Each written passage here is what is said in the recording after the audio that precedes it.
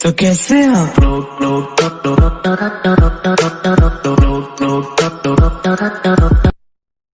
Hello guys, welcome to my YouTube channel roaster king. तो क्या हाल है आप लोगों के।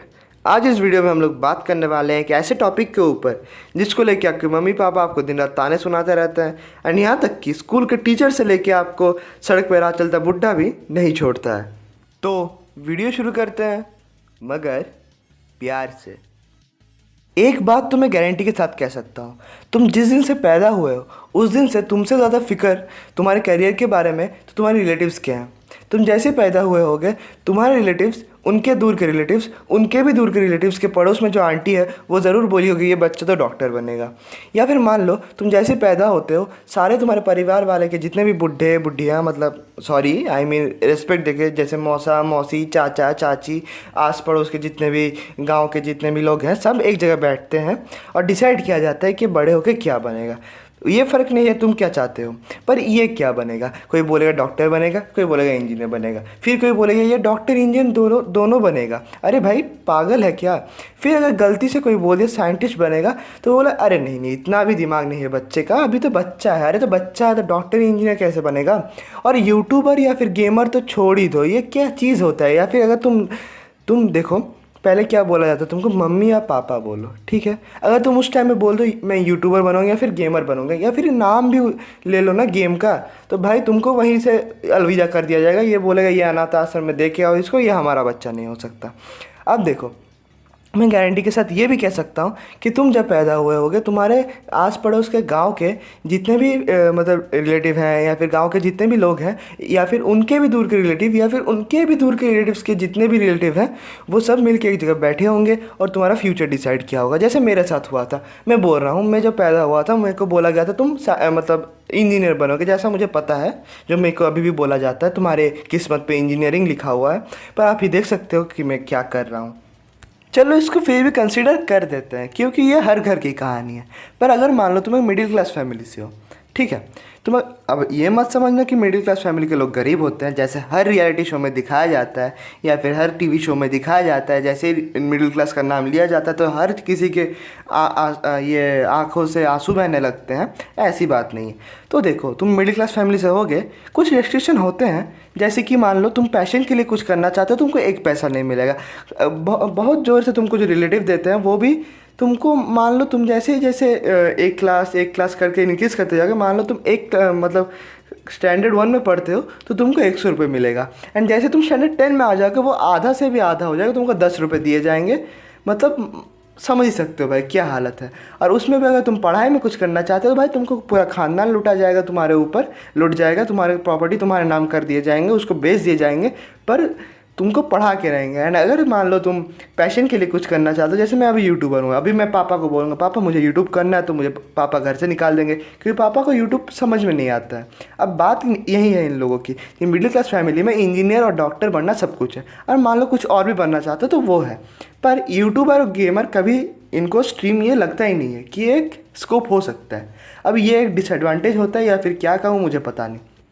अभी वीडियो पूरी देखना क्योंकि मैं आगे हम लोग सबके फेवरेट मैथ्स टीचर को रोस्ट करने वाला हूँ और मैं अपना पर्सनल एक्सपीरियंस भी शेयर करूँगा मेरे मैथ्स टीचर के साथ, जो कि बहुत फ़नी है। तो वीडियो पूरी देखना।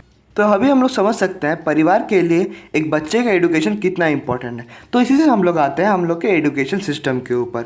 आपको इस वीडियो से रिलेटेड बहुत सारे वीडियो मिल जाएंगे यूट्यूब पे एजुकेशन सिस्टम को बदनाम करते हुए, पर हम कुछ अलग करना चाहते हैं तो ट्राई करते हैं क्या होता है। तो पहले हम लोग बात करेंगे हमारे पुस्तकों के बारे में या फिर बुक्स या फिर आप जो भी कहना चाहें।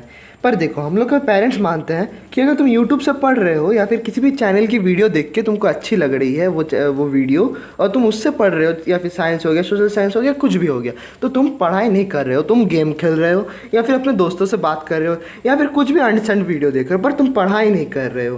पेरेंट्स की ये मान ही नहीं सकते कि बुक्स के अलावा पढ़ाई हो सकती है। जैसे मेरे साथ होता है, मैं पढ़ने बैठता हूँ, एक दिन मैंने पढ़ने बैठा, या यूजुअली मैं मतलब बैठ नहीं सकता पढ़ने क्योंकि जैसे ही मैं पढ़ने बैठता हूँ या तो मुझे सुसु आ जाती है या फिर मुझे भूख लग जाती है, तो वो अलग चीज़ है।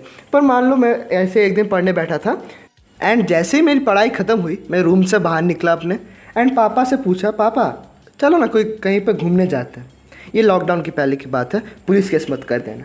तो हैं पापा को मैंने बोला कि चलिए पापा थोड़ा घूम के आते हैं। तो पापा बोले तुमने पढ़ाई की? बोला हाँ ज़रूर की। फिजिक्स और केमिस्ट्री का मैंने एक चैप्टर ख़त्म कर लिया था, बहुत ईजी था, मतलब ईजी नहीं था पर जैसे तैसे ख़त्म कर लिया था। तो पापा बोले तुम्हारे बुक्स कहाँ हैं? बुक्स तो मुझे एक भी दिख नहीं रहे, या ना कॉपी दिख रहा, ना पेन दिख रहा, ना कुछ। तो मैंने बोला पापा मैंने यूट्यूब से पढ़ाई की है और जो क्वेश्चन आंसर है वो मैं बाद में लिख लूँगा। तो पापा बोले तुम पागल हो क्या, तुम्हारी बहन को मैंने इतने साल पढ़ाई मतलब स्कूल में पढ़ाया है, फिर तुम्हारे दोस्त लोग भी मैंने देखे बुक से पढ़ते हैं, तुम कैसे यूट्यूब से पढ़ लेते हो? अरे मैंने बोला पापा देखो यूट्यूब में ट्यूशन टीचर की भी ज़रूरत पड़ती नहीं है, यूट्यूब से बहुत अच्छा समझाया जाता है। तो नहीं तुम इतनी देर ज़रूर गेम खेल रहे थे, जाओ वापस रूम में और पढ़ाई करने बैठो। तो मेरा तो प्लान चौपट हो गया शाम का, मैं सोचा थोड़ा खाते पीते आऊँगा बाहर से, पर ये तो हुआ नहीं।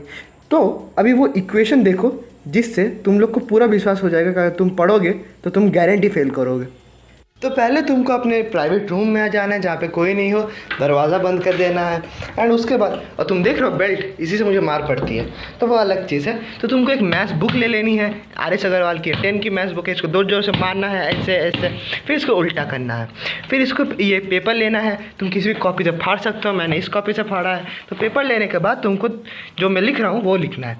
पहले तुमको लिखना है स्टडी इक्वल्स टू फेल, ठीक है? तुम लिख चुके हो स्टडी इक्वल्स टू फेल, तो फिर इसको तुम्हारा करना है इक्वेशन 1, ठीक है? अब तुमको करना है no study equals to fail, यह इक्वेशन 2, ये होगा study equals to no fail, sorry गलती हो गया, ऐसे तो मुझे मैथ्स आती नहीं है, पर फिर भी मैंने अपने से इक्वेशन बनाने की कोशिश की। तो देखो study equals to no fail, no study equals to fail, ये हमारा दो इक्वेशंस है। अब मैं तुमको दिखाऊंगा कैसे तुम लोग पढ़ने से फेल कर सकते हो। अरे ये फोकस भी नहीं आता है ठीक से, मतलब मैथ्स को देख के कैमरा भी मतलब पागल हो जाता है। तो तुमको पहले लिखना है यहाँ पे कैसे कैसे करते हैं ये जो भी है मुझे शायद मैं भूल चुका हूँ, पर पहले तुमको स्टडी जो है स्टडी, ठीक है, एंड स्टडी यहाँ पे नो +1 कर देना है, क्योंकि देखो यहाँ पे स्टडी कॉमन है और तुम नो बच जा रहा है, तो नो +1 इक्वल्स टू फेल, यहाँ पे फेल कॉमन है तो तुमको क्या करना है, फेल में करना है नो +1, यहाँ पे नो बचता है तो नो +1। अब देखो यहाँ पे क्या होता है, ये नो +1 और ये नो +1 कट जाता है। अब तुम समझ सकते हो, देखो इतना अच्छा टीचर तुमको कहीं मिलेगा नहीं, तो हम क्या बचा यहाँ पे study equals to fail, and उसके बाद तुमको लिखना है देयरफॉर पता नहीं ये क्या हो गया, देयरफॉर जो भी है, therefore the ultimate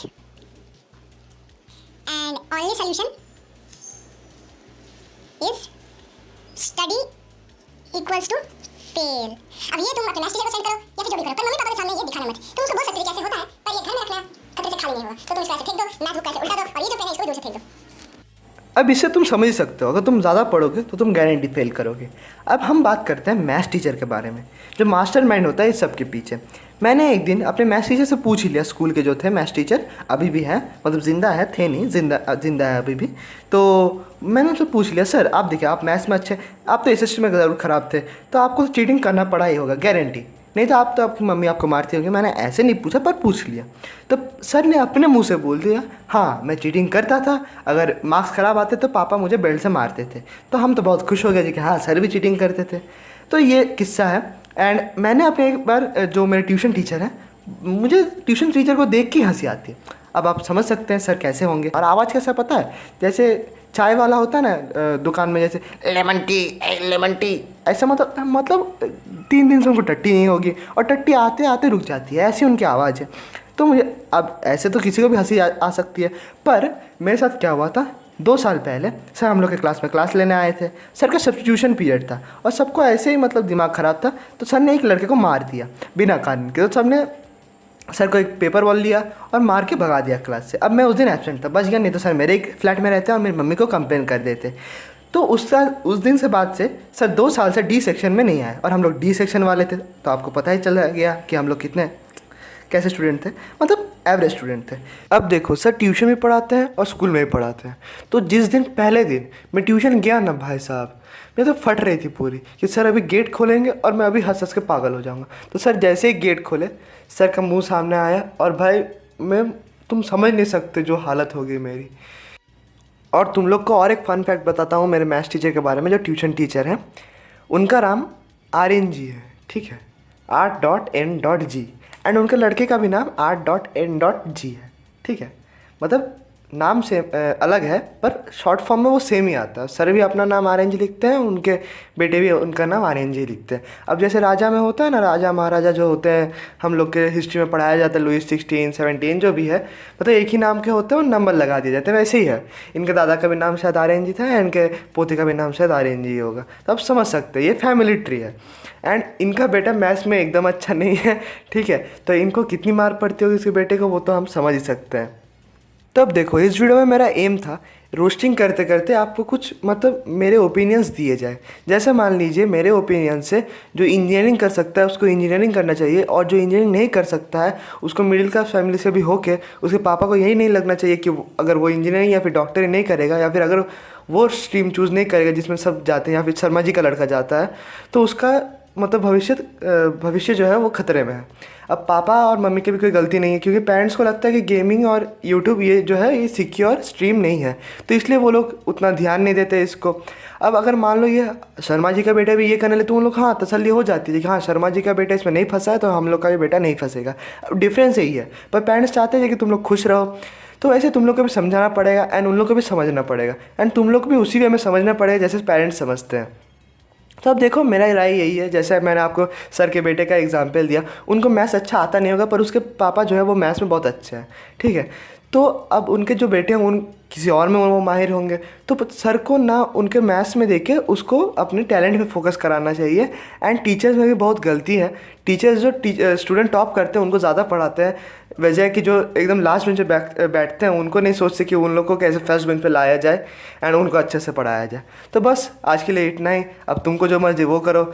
take care and good bye.